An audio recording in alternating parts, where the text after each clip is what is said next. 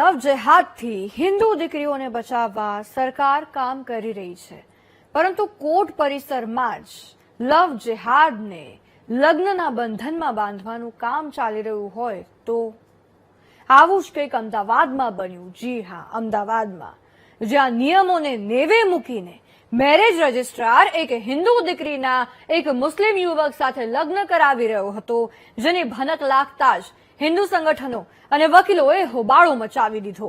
ત્યારે કેવી રીતે ચાલી રહ્યો હતો મેરેજ રજિસ્ટ્રારની કચેરીમાં લવ જેહાદનો ખેલ, આવો જોઈએ।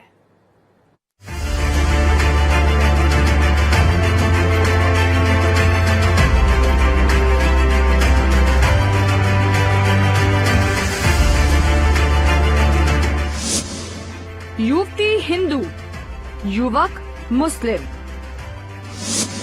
વકીલના ડ્રેસમાં પહોંચ્યા મેરેજ રજિસ્ટ્રારની કચેરી। 11 વાગ્યાની જગ્યાએ 9:30 વાગે ખુલી કચેરી। રજિસ્ટરમાં સહી થાય તે પહેલા વકીલોએ મચાવ્યો હોબાળો। લવ જેહાદની આ ઘટના અમદાવાદની મેટ્રો કોર્ટ પરિષદમાં બની, જ્યાં કારોલીની હિન્દુ યુવતી અને નરોડાના મુસ્લિમ યુવક સલમાન મંસૂરીના લગ્નને લઈને હોબાળો મચ્યો હતો।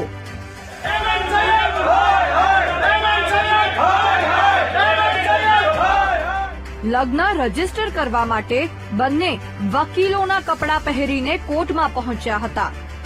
ત્યારે વકીલોને ભનક લાગતા તેમણે હિન્દુ સંગઠન અને યુવતીના પરિવારજનો સાથે કોર્ટની બહાર વિરોધ કર્યો।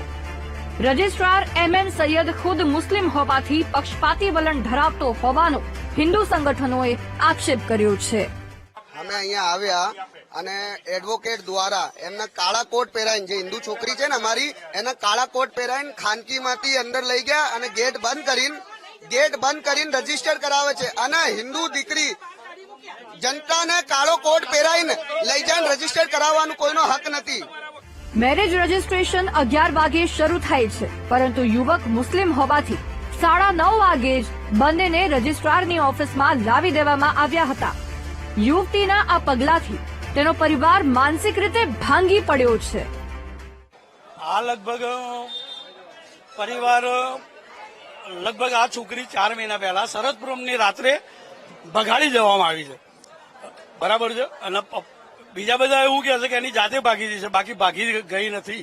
એને ગમે તે રીતે ફોસલાઈ પટાઈ ભગાડી દેવામાં આવી। આ યુવક કોણ છે? તમારી ભત્રીજીને કઈ રીતે સંપર્કમાં આવ્યો અને કેવી રીતે ફોસલાઈને લઈ ગયો? ભાઈ એમાં તો એવું છે કે ભાઈ વેલાલ ગામે કોલેજ કરતી હતી, એટલે આ છોકરો કદાચ એના સંપર્કમાં આવ્યો હોય, બરાબર છે। એ પૂરતી જાણ મારા ખ્યાલમાં નથી।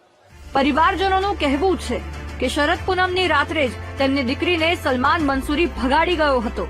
હિન્દુ સંગઠનોના વિરોધ વચ્ચે ધારાસભ્ય પણ દોડી આવ્યા હતા અને મેરેજ રજીસ્ટર નહોતા થવા દીધા। અહીંયા તોફાન થઈ જાય એવી પરિસ્થિતિ હોવાના કારણે મેં પોલીસ કમિશનર સાહેબને ભલામણ કરી કે ભાઈ અહીંયા જો દહેગામનો બનાવ હોય તો તમે દહેગામમાં લઈ જઈને એના મમ્મી પપ્પાને એકવાર મલાઈને અને જે પછી નિર્ણય લેવાય એ નિર્ણય પ્રમાણે કરો।